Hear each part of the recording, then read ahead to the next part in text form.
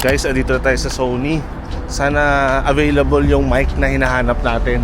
Oh, okay. How much? Kung concerned daw ako, bumili daw ako ng bago. Hi guys, so pupunta kami ngayon sa Sony store. Pero bago muna yun, mag-breakfast muna dito sa Atusam Place dito sa Myeongdong, Korea. They offer coffee, milk tea, cakes, and bread. Ito pala yung 800 worth na in-order namin guys. Isang hot chocolate, cafe mocha, yung dalawang bread. Mahal talaga siya, pero syempre nasa Korea ka. Ulit talaga. So on our way to Sony store. Tolerable naman yung lamig, pero kailangan naka-coat ka and gloves. And yung init niya, hindi naman mainit kasi malamig yung hangin. So hinga lang ako kasi nag-underpass kami.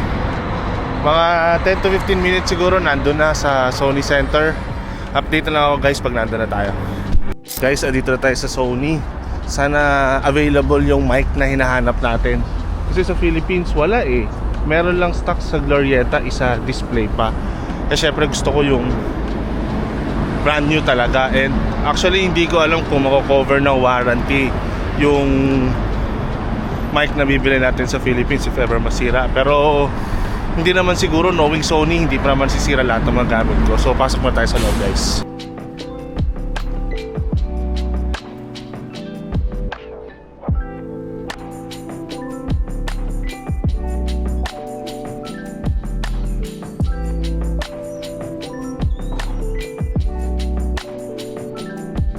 This one. Yeah.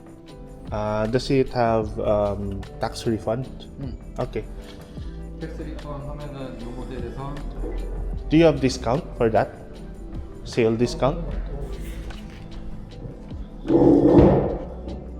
So may stock sila para sa ating Sony A7C1. 이거 중복 Oh, okay. How much? 가죽이에요. May second hand item din sila na ino-offer. Kasi 저렴해 이거는. yung shotgun microphone, ito is 같은 모델에 같은 모델 쌤. 42,900. ECM M1. 17,000. Ito kaya, magkano? Ay, half the price. 10,000 lang. From 18. So, ito, yung second hand nila 10,000. Yung brand new, 18,000. Hello, mic test. Hello, hello. Hello. Hello, mic test 1, 2, 3. Mic test. Mic test 1, 2, 3 using the Sony microphone. Check natin kung maganda ba yung tunog nito. Use second hand siya. And tingnan natin. Naka-off yung noise cancelling niya. I-on ko yung noise cancelling niya kung maganda ba yung quality ng audio natin.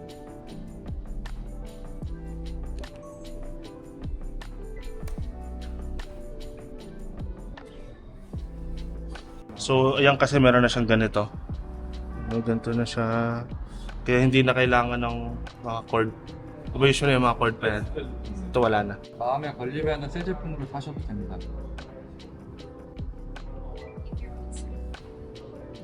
Kung concerned daw ako, bumili daw ako ng bago. Okay na to, second hand? Sa part na to, sobrang saya ko na talaga guys. So guys, nakabili na tayo ng ating Sony na microphone, yung ECM M1 na hinahanap ko na matagal na sa Philippines pero wala silang stock.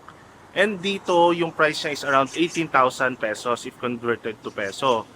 But meron silang in-offer na second hand na certified daw ng Sony which is around 10,000 pesos lang and may tax refund pa si airport. Hindi ko lang sure kung same quality pero sabi kasi pag second hand daw dito wala daw warranty pero sigurado naman daw na maayos yung mga products na nire-release sila kasi daw certified naman daw na na-check ng Sony Center. Actually guys, gamit-gamit natin ngayon. Yung setting niya is yung nakadiretso lang sa akin pero the rest is automatic. Hindi ko pa siya inayos or sineset up ng tama. Medyo maingay ngayon dito kasi tanghaling tapat lunch break na. Kaya sana maganda yung quality ng audio na nilalabas niya. So ngayon guys, ito na yung gagamitin natin na camera pang vlogging and check na rin natin yung mga iba't ibang settings nito habang nagbablog tayo dito sa labas. So guys, testing ulit natin ngayon yung ating microphone. So nasa loob tayo ng Uber and merong fire truck doon. Ewan ko kung naririnig nyo pero kasi yung directional ng ating microphone is diretso lang sa akin.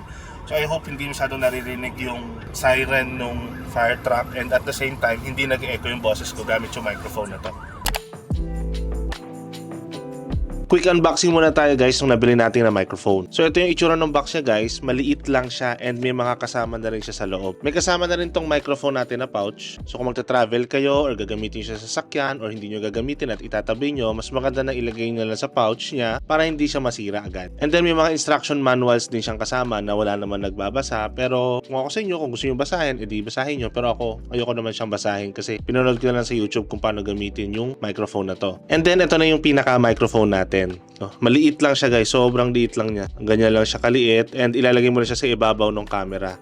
The good thing about this microphone, again, uulitin ko, hindi mo na kailangan ng wire kasi meron siya ditong parang mga ipin na i-connect mo sa hot shoe or sa cold shoe mount ng inyong Sony cameras. And then nakakabit na rin yung dead cat niya dito, pero pwede mo siyang tanggalin kung ayaw mo na may nakalagay na ganito sa inyong microphone. Pero ma-advise ko na ilagay nyo pa rin to para at least mabawasan niya yung mga unnecessary noise habang nagre-record kayo gamit yung ECM M1 na microphone. Pero for the purpose of this video, tatanggalin ko yung dead cat na nakalagay dito. Madali lang din siyang tanggalin guys, no? And then pag tinanggal mo siya, ito yung nasa ibabaw niyan. Yan, ganyan yung itsura. Meron siyang 4 na directional na microphone sa loob. Sa gilid, pwede ka mamili kung analog or digital.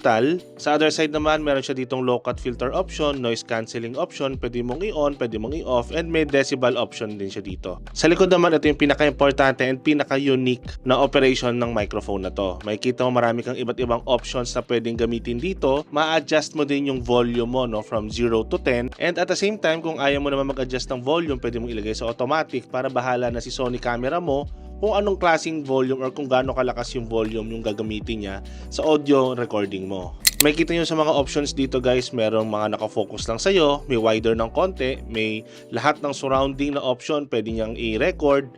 Meron din yung nakaturo lang yung recording or yung audio, i-record lang niya kung ikaw lang yung nagkukuha ng video. Meron din siyang stereo dito na left and right option. So that's a quick unboxing of the Sony ECM M1. Back to the sample videos.